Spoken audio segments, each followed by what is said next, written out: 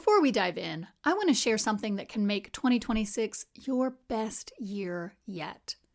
It's called the Success Blueprint, a quick, powerful goal-setting course designed to help you achieve goals that actually fit your values, your capacity, and your season of life. Inside, you'll create a focused plan for 2026 that feels exciting and doable, not overwhelming. Think of it as a roadmap that channels your ambition into meaningful, sustainable progress. And it's yours for $26.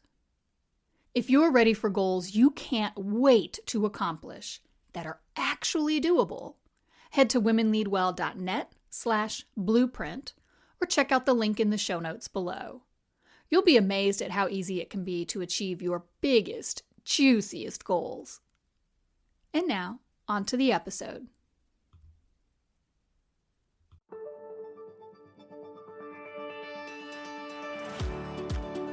Welcome to Joyfully Unstoppable, the podcast for women who are ready to lead boldly, live lightly, and reclaim their joy. Whether you're leading a team, a classroom, a boardroom, or your own big, beautiful life, I am so glad you found us. I'm your host, Becky Ham, leadership coach, speaker, and founder of Women Lead Well. After years of high-level leadership, I discovered that success doesn't have to come at the cost of your peace, your values, or your well-being. Each week, we'll explore what it means to lead joyfully, sustainably, and authentically, even in a world that tells you to hustle harder and prove your worth. You carry a lot. Let's help it feel lighter. Hello, friends. I hope that you are doing well. Welcome to the holiday season. Thanksgiving is behind us. Christmas, Hanukkah, Kwanzaa, the New Year is all ahead of us. It has snowed here in Virginia. Earlier than most. I think the last time it snowed in December was 2017, 2018. So a little early snow for us here. Kids had the day off yesterday. I'm recording this on a Saturday while they are at their ninja class. But yay. We're in it. I love this time of year. I posted on Instagram, you guys might have seen, we live out in the country and our living room has a 10-foot ceiling. Those two aren't related, but I'm telling you both things for whatever reason. And I love Christmas. It's my favorite time of year. And we've been in this house. It's our 5th Christmas. We moved during the pandemic. And I have always wanted a big Christmas tree because we've got a high ceiling in that living room. And we have always ended up with like a little 8-foot tree, which is not little. But in a room that is 10 feet tall, it looks small and it makes me sad. And so I kind of put my foot down in a nice way. But I said, hey, look, I want the Christmas tree to touch the ceiling this year. Like I want a tree that takes up the whole space. And my husband understood the assignment. When we brought the tree in, he had to cut a little bit more off to get it to stand up straight. It like wedged in on the ceiling. So it's perfect. It's beautiful. It makes me very happy. Whatever holidays you are celebrating, whatever brings you joy this time of year, I hope that you have those moments too. You can go look over on Instagram if you want to see a video of this crazy big tree that we have in our living room. It's got lights on it. We're going to put the ornaments on today. But yay. Other big changes, I have updated the homepage and the coaching page of the Women Lead Well website. I would love your feedback. Head over to womenleadwell.net. You'll see the homepage. That's got links over to the coaching page. But let me know what you think. I'm at Women Lead Well over on Instagram. You can catch me on LinkedIn. You can catch me on Facebook. But let me know what you think of the new website. I would be delighted to get your feedback. And then also the Success Blueprint, the goal setting, goal achievement mini course, 5-module mini course. You can still get it. It's still available, $26. And you can see that at womenleadwell.net/blueprint. I'll have it linked in the show notes below. But you've got, when this airs, 3 weeks left. I'm looking at the calendar on the corner over here. 3 weeks left in 2025. So take a little time. Get ready. Make 2026 your best year yet. Today, we're going to talk about wrapping up 2025 with a little less stress, a little more joy, a little more fun in the holiday season. Thanksgiving is behind us, and so we maybe have already experienced a little bit of this. But today, we're going to talk about your inner critic and, frankly, how to make it through the holidays without your inner critic sending you off the rails. many of us spend time with loved ones over the holiday season, and those loved ones are often well-intentioned, but they can also not be helpful, right? Can we just be frank, right? They can say things, they can ask questions that are not helpful. And it's always worth asking yourself when you're in those conversations with other family members, are you the one who's not being helpful? Yeah, maybe do a little self-reflection on that too. But for today, we're going to talk about your inner critic and how during the holidays, that self-doubt, that self-criticism, that self-condemnation can amplify. It can get really loud. And I'm going to tell you, my sweet friend, it does not have to. It will do, but you don't have to let it stay loud. So what we're going to talk about today are a few things, 3 or 4 things that you can just do in your life now to start to quiet the voice of that inner critic. And we're also going to talk about turning the volume up on your inner cheerleader, because she's in there too, rooting you on. Let's dial her up and dial down the inner critic. So 3 or 4 things that you can do just in general to help quiet the inner critic, amp up the inner cheerleader. And then we're also going to talk about some things you can do in the moment when you're having those intrusive thoughts, or when you're talking to your aunt or uncle or mom or sister or coworker or whoever who are saying those things that trigger the inner critic to get real loud, right? And you start that spiral of thoughts. What are some things you can do in the moment to stop the spiral, to break the pattern, and again, to dial up the inner cheerleader in the moment? And these are things you can do in public. You can do them during the holiday party. You can do it at Christmas dinner. You can do it at the Hanukkah celebration. You could do it anywhere. I wanted to make sure that I gave you things that you can do that are unobtrusive to help you regulate and help you feel better in the moment without being embarrassed, without having to pull yourself out of the conversation and go somewhere to regulate. So here we go. We're going to start with the things that you can do just today, just right now. Not triggered, inner critic not loud, but just as you're listening to this podcast, as you're doing whatever you're doing. So thing number 1, set an intention for how you want to feel during this season. What do you expect of this holiday season? Not what do you dread, not the negative Nelly inner critic expect, well, not what the inner critic expects this season, but what do you expect out of this holiday season? Our inner critic thrives in comparison. Particularly those comparisons where it tells us that we're coming up short, right? And so don't play that game when you name the experience that you want to create. And so maybe that is, my intention for this holiday season is ease. I intend to take a step back and slow down. And that's actually what we're going to talk about on the podcast next week is finding those moments of quiet in the holidays. So maybe that's your intention. 2025 has been intense. The next 3 weeks, you intend to step back and just float through. Okay, well then maybe you're not going to all the happy hours and the holiday parties and the gift swaps and the whatevers. And so when other people start talking about it, instead of you having that fear of missing out, the FOMO, you can say, it was always my intention. This is what I want, right? Maybe you're the opposite. Maybe you intend this season to be about connection and the crazy, like the tree that scrapes the ceiling in your living room and all of the chaos that comes with it. Okay, great. Well, then maybe when you see the woman who has the perfectly curated pictures on Instagram and her in the apron and baking the thing and it looks so beautiful, and you start to feel like, oh, well, I didn't do that. Well, okay, but that wasn't what you wanted to do, right? You wanted the crazy chaos. Great, right? So set that intention for the holiday. And that intention is what helps you evaluate when that inner critic voice comes up that you're not doing enough, you aren't enough, the critical voice inside your head that we all have. That intention becomes the buffer because you can say, I didn't mean to. Nope, that wasn't for me. So no, you can't make me feel bad about it because I never wanted it to begin with. It becomes easier to release that mental chatter in the back of our mind. So that would be thing 1, set your intention. Thing 2 is just create an anchor. I don't know how else to say it. Find something that you can do I'm going to say every day if you can. And it does not have to be big. It could simply be that as you drink your cup of coffee in the morning, if you're a coffee drinker, that you take a moment to pick 3 things you're grateful for.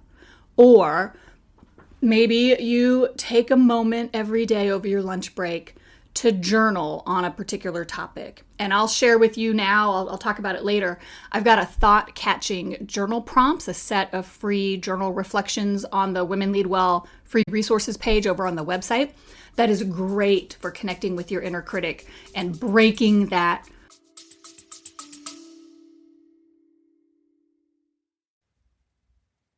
As you look ahead to a new year, this is the moment to decide how you want to grow as a leader and a person.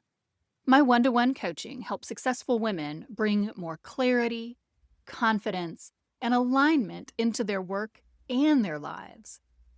If you want intentional, sustainable progress in 2026, now's the time to explore coaching. Book a discovery call now, and you can begin in January. I've got 3, 6, and 12-month packages available. That doom spiral that we can find ourselves in. And so maybe it is every day at lunch you take a minute and you just answer one of those journal prompts. Whatever it is, find the anchor that helps you feel regulated.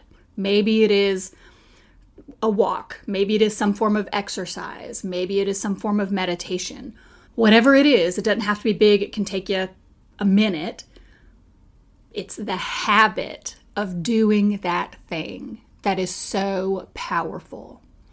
When we feel regulated, when we feel safe in our body, the inner critic is there. Inner critic's always going to be there. That's just a facet of life. Okay. All right. Inner critic's always going to be there. But it doesn't have to be loud in your mind. And the more regulated, the safer you feel in your body, the quieter your inner critic is going to be. And the more naturally your inner cheerleader is going to come out. And so find that practice. And look, I'm going to say this isn't just for the holidays. I'm going to say you start this habit now and you bring it with you into 2026. And it might evolve over time. Things naturally do.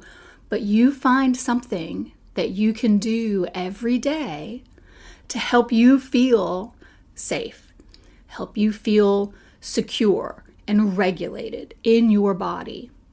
And when you do that with consistency, the inner critic's voice will naturally get quieter.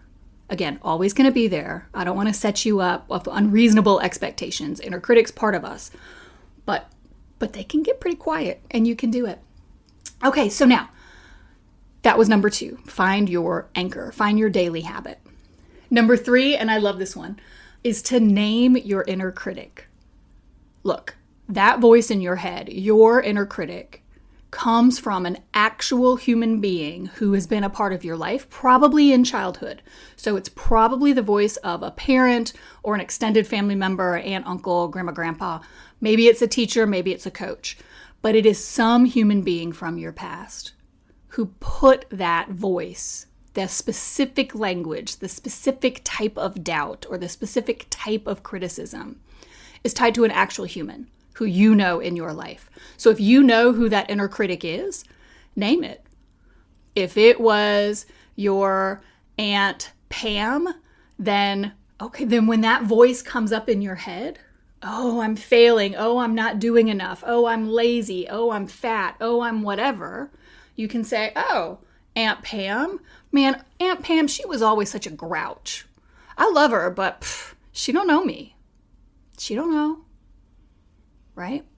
So name the inner critic. And now look, you might not know by name where that voice is coming from. I have an inner critic. I do. She's been pretty loud in my past. She's a little quieter now. But I can't put a name on her, like who she was speaking into my life, she or he, right? So I call my inner critic a Sheila. Sorry if there's any Sheilas listening. I love you. But I just had to give her a name, and for whatever reason, that's just what popped up. So, okay. So when I get those thoughts of, I'm failing, this isn't working, I'm not good enough, I'm not working hard enough, I'm lazy, whatever my inner critic thoughts are, I say, hey, Sheila, wow. All right, Sheila, you're getting a little spicy today. Sheila, do you need something? Can I love on you a little bit? Do you need a little love today? I show her a little compassion. And she usually gets pretty quiet then, right? So name her. And that helps you create the distance so that you don't feel the thoughts in the same way. You've got some distance from the thoughts. And that can be really, really helpful.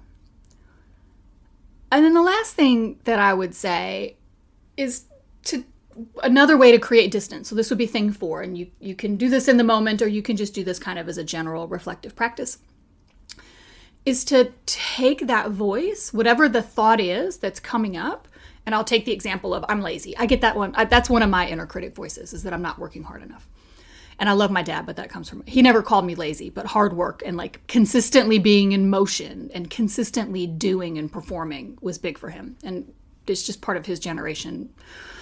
He's a silent generation, and that like incessant working was just ground into him, and he put it into his kids in a very well-meaning and loving way. But so I'm lazy as part of my inner critic voice. And so I get curious. I say this a lot on the podcast, don't I? Curiosity, not judgment. I could say, okay, so inner critic, when I hear this, I'm lazy, what do I want in this moment? What is behind that? Is it that this thought is helping me to show up most fully as my best self right now? Because it is always possible that I am stepping back and shrinking and playing small in a moment where I truly do want to step up and lean in and take that step and build the momentum. And the I'm lazy is not a helpful way, but is a way to move me toward my best self and my highest good. And so I get curious and I say, okay, voice, Sheila, are you telling me I'm lazy because there is goodness in me taking action right now? Or are you telling me I'm lazy because I have a strong pattern of feeling like I can't rest and be safe and be good and be valuable at the same time? And I get curious about it. And sometimes it is that she is moving me toward my best self. So, okay, I rephrase it. It's not that I'm lazy. It's that there's this opportunity that I actually want to pursue.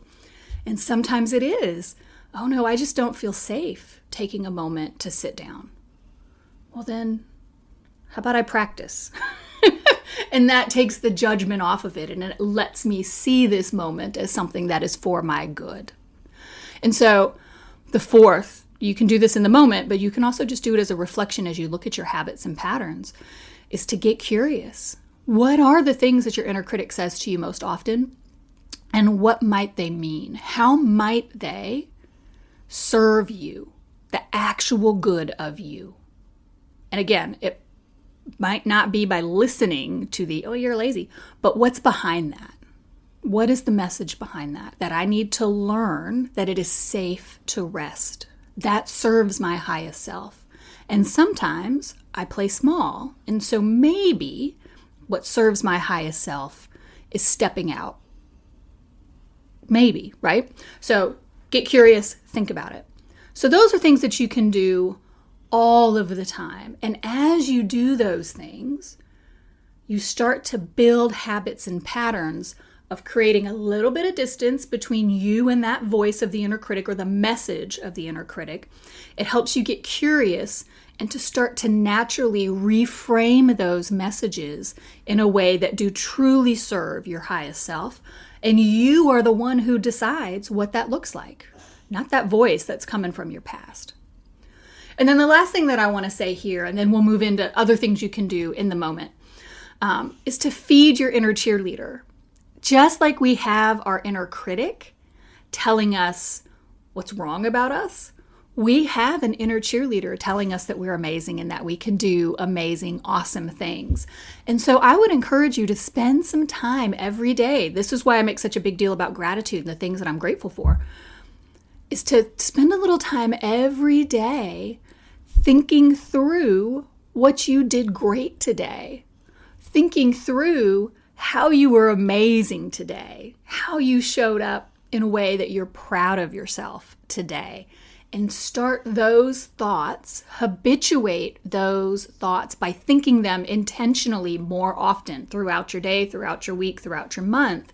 And over time, remember the reticular activating system, that our mind, in an effort to filter all of the sensory inputs that we give every second, our mind silences something like 96% of all stimuli to just focus on a very select few. Well, okay. When we intentionally think those positive thoughts about ourselves, we're telling our reticular activating system that we want to hear more positive thoughts about ourselves. When we allow ourselves to doom spiral on all the things that are negative, when we let the inner critic's voice get loud, we're telling our RAS that we want more of that because it's what we're putting our attention to. So you have to intentionally program. Your brain is the algorithm. Think of it that way, right? Your brain is the algorithm. You're training the algorithm. You're training your brain to bring you more positive thoughts about yourself. So dial up the inner cheerleader intentionally. You've got to make the choice to do it. And now, how do I do this?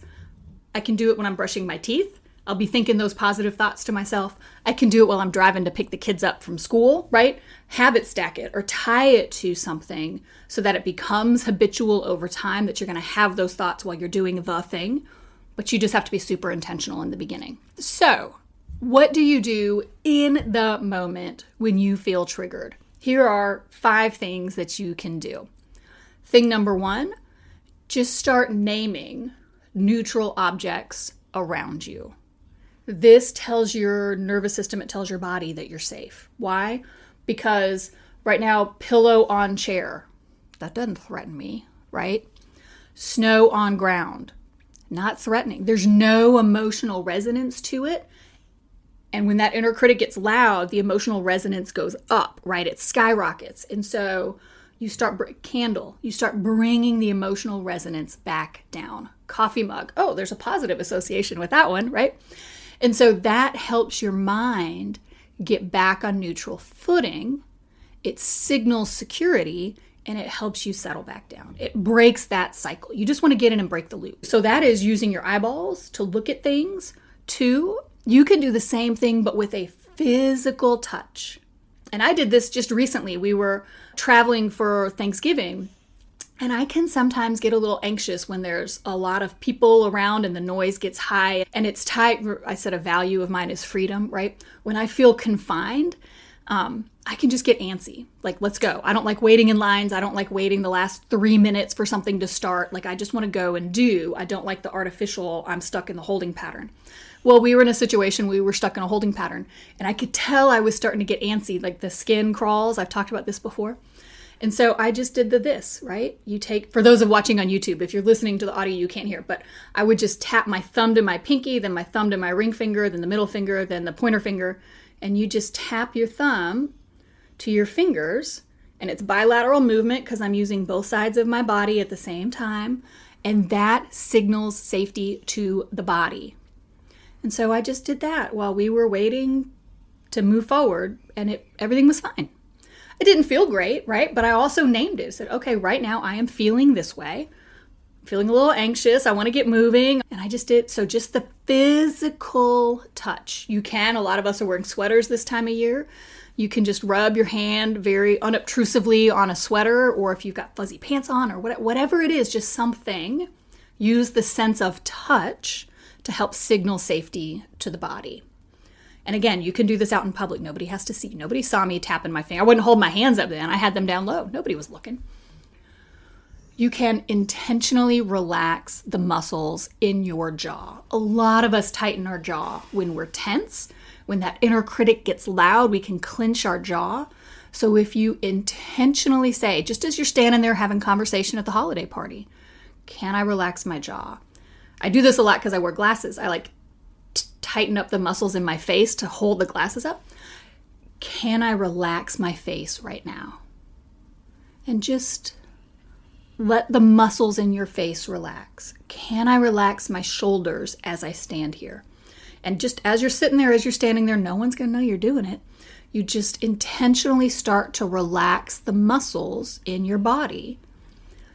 And as you do that, you're shifting attention away from the negative thoughts to signaling safety in your body. And as you do that, that naturally reduces the volume of that inner critic. And the last thing that you can do, and we're going to wrap up, is that you can, as you breathe in, exhale longer than you inhale. So we've talked about this before. You inhale through your nose, hold it at the top, exhale through your mouth. A lot of times if you're intentionally doing breath work, that exhale is going to have a sound to it. You're going to hear the breath as you exhale it. And you can do that maybe in a crowded venue, but you might not want to do that in public all the time. That's okay. The key is that you exhale longer than you inhale. So inhale through your nose, hold it at the top, exhale for longer through your mouth. You don't have to make a noise doing it. You can do it silently. I do it all the time. And again, you do that for a minute, get a few of those breaths in, a few of those breaths out. That helps with your vagus nerve, it helps with your nervous system, and it helps you to feel safe. So all of that will help just shut off the inner critic in the moment. You're shifting your attention away from the inner critic to safety in your body, and that just turns down the volume. So I hope those were helpful for you. I hope that can help you navigate the inner critic and maybe some uncomfortable social situations that we tend to have through the holidays. And I hope that you will join me next week when we talk about the gift of stillness. Winter is such a powerful time of year, and we can gloss right over it. We can just barrel right through it trying to get to spring. And when we do that, we lose some of the magic of the season. And so we're going to spend some time next week talking about how you carve out time for quiet and reset and renewal during a busy holiday season. Now, if this episode spoke to you, I would love for you to share it with a friend who's running on empty. We need more women leading from alignment, not adrenaline. Please don't forget to like and subscribe. And if you could leave a review, I would love you very much. I mean, I love you anyway, but I would be so very grateful to building those reviews on Spotify, on Apple, on YouTube. It really does help a little podcast like mine get some traction and get shown to more women who could benefit. Please don't forget, you can always grab one of our free resources like the thought-catching journal prompts or the year-end review. All of that is available on the Women Lead Well website, and I will link it in the show notes below. Remember, joyful, sustainable, and authentic leadership is possible, and you deserve to enjoy every minute of it. Until next time, I'm Becky Ham, and this is Joyfully Unstoppable.